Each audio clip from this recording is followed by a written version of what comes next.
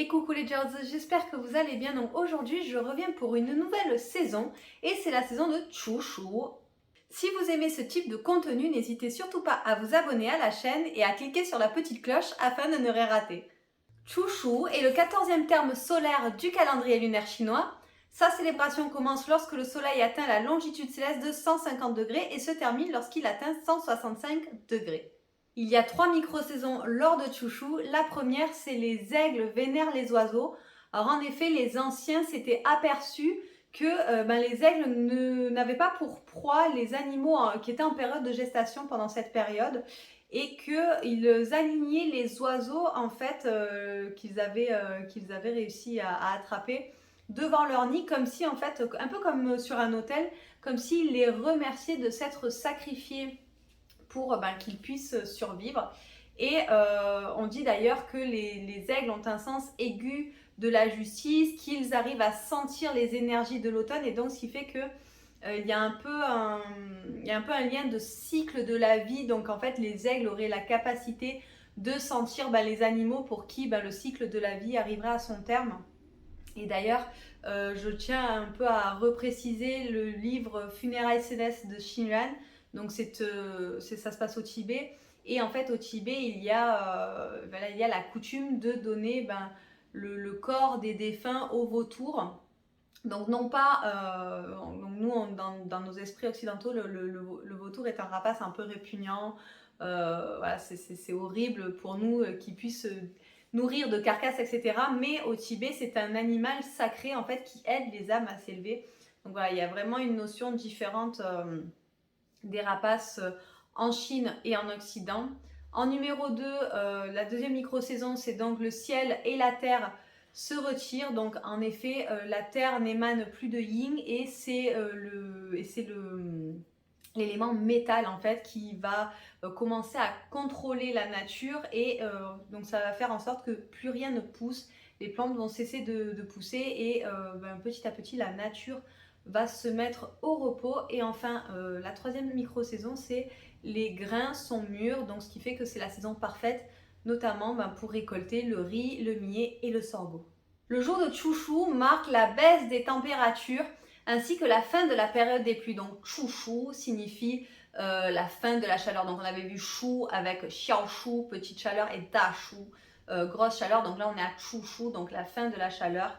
Donc petit à petit, l'air devient plus frais, plus sec, et en fait c'est une saison qui va marquer la transition de la chaleur vers le froid. Justement, le fait d'avoir de nouveau des températures plus fraîches, les personnes vont se mettre à reprofiter de la nature, voilà, à partir en forêt, à aller profiter donc de belles balades. Et il y a même un proverbe qui dit « Il faut profiter de la forme des nuages lors du 7e et 8e mois lunaire ».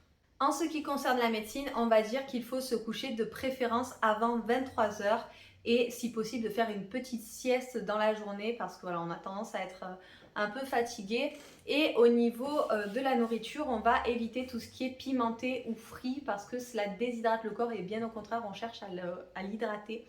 Donc on va boire des tisanes, on va également manger des aliments nourrissants comme par exemple la soupe de trémel. Donc la trémel, c'est un espèce de champignon transparent que l'on vend déshydraté et que l'on réhydrate ensuite dans une soupe. On y rajoute des jujubes, des bégoji, du sucre candy. C'est très très bon. Moi j'adorais ça à un moment donné, je ne faisais que manger ça et je sais pas, un jour ça m'a pris et depuis je ne peux plus en manger sans tomber malade comme un chien. Donc si vous pouvez en manger, je vous le conseille.